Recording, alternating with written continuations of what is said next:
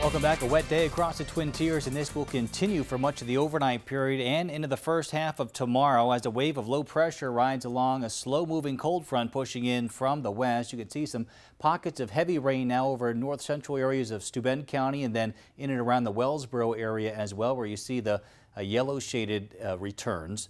This all lifting up towards the north and east, so in and out of pockets of heavy rain here over the next several hours could lead to localized flash flooding here in the Twin Tiers. So far, 0.8 of an inch at the Elmira Corning Regional Airport. So our weather story for tonight, again, it's going to be a wet night all across the region. Flood watch in effect through noon tomorrow. Localized flash flooding a possibility, especially along some smaller streams, creeks, and in culverts, also in poor drainage areas in city centers.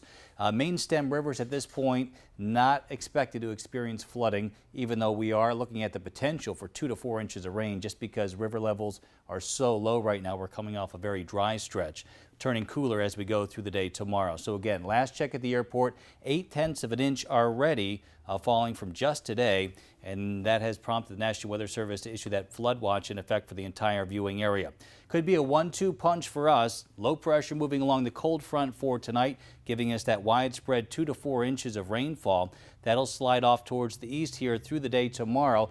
But then our attention turns down to the tropics. We're looking at Tropical Storm Joaquin and some differences now in the computer models here. So this part of the forecast a bit uncertain, but there is the potential for some tropical moisture to be lifted north and westward as we go into the weekend.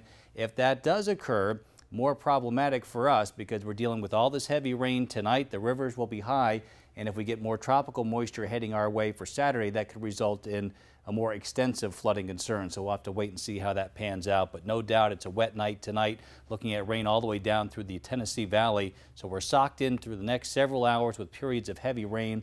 Temperatures will stay relatively mild tonight. Notice at midnight 67, that'll be our 5-degree guarantee. But once the front comes through, temperatures will drop off through the day tomorrow. Rain begins to taper off for the afternoon, and by then we'll be looking at temperatures in the mid-50s with a stiff northerly wind, some gusts over 20 miles an hour at times. So 3 o'clock in the morning, heavy rain for the morning commute. Looks quite wet out there. A slow improvement though as we go through the afternoon hours. It will be turning cool and breezy, but the heaviest rain by then will be passing north and east of our viewing area. And then most of Thursday looking okay right now. Some limited sunshine developing and perhaps a stray shower, but most of Thursday right now looking dry. So rainfall totals looking quite impressive here over the next 12 to 24 hours. Our particular computer model indicating a little over 3 inches of rain. We've already almost picked up an inch, so this is certainly believable.